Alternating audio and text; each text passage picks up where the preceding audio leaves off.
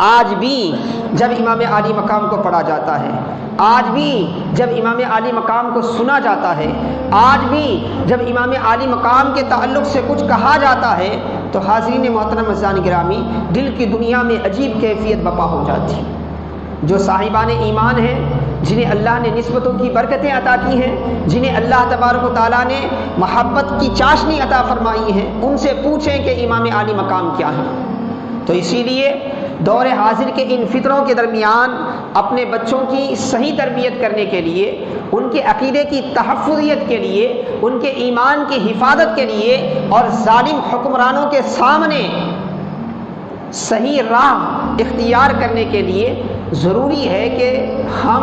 جس طرح سیرت رسول علیہ صاحب صلاۃ والسلام کو پڑھتے ہیں، سنتے ہیں، سناتے ہیں، ایسے ہی امام عالی مقام رضی اللہ تعالیٰ عنہ کے تذکرے کو پڑھیں، سنیں، سنائیں، وہ اسباب کو پڑھنے کی کوشش کریں، تو میں سمجھتا ہوں کہ ایک بہت بڑا فائدہ کیا ہے امت محمدیہ کو ہوگا، بالخصوص امت کے نوجوانوں کو ہوگا۔ انشاءاللہ تفصیلی مجالس میں اس پر گفتگو کی جائے گی۔ اسی لیے تو ہندوستان کے ایک انتہائی عظیم صاحب ولایت، بلکہ آفتاب ولایت ہم کہہ سکتے ہیں،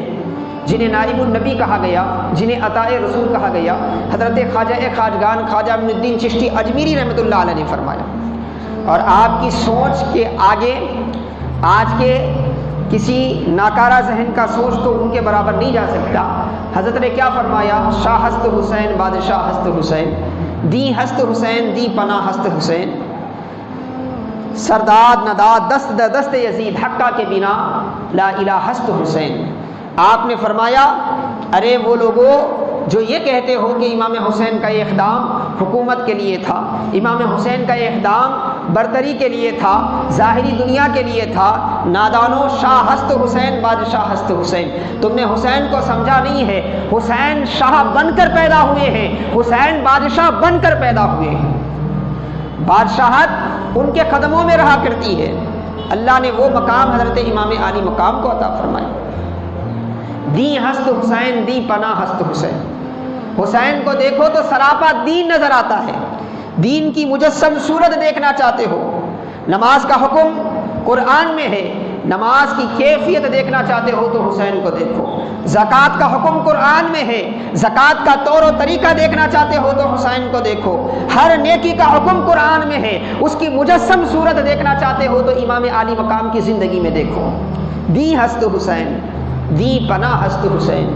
اور صرف دین نہیں ہے، صرف وہ اعمال خیر کرنے والے نہیں ہیں۔ جب اسلام پر کوئی آفت آتی ہے، اسلام دشمن طاقتیں جب اسلام کے خلاف سازشیں کرتے ہیں، شریعت مطہرہ کے خلاف سازشیں کرتے ہیں، دین کے خلاف سازشیں کرتے ہیں، تو اس وقت دین کی پناہ بن کر حضرت امام عالی مقام سامنے آتے ہیں۔ اسی لیے فرمایا دی پناہ ہست حسین، سرداد نداد دست در دست یزید، سر دیا ہاتھ نہیں دیا یزید کے ہاتھ میں، سر دے دیا ہاتھ دیا یزید کے ہاتھ نہیں دیا، یزید کے ہاتھ میں سر دے دیا۔ حقہ کے بنا لا الہ ہست حسین، اور اس میں کوئی شک نہیں ہے کہ لا الہ کی بنیاد اگر ہم حسین آدم کو مانیں تو اس میں کوئی شک نہیں، یعنی دین کی بنیادوں کو ہلانے کے لیے آقا علیہ الصلوۃ والسلام کے جانشینوں کا جو منصب خلافت تھا،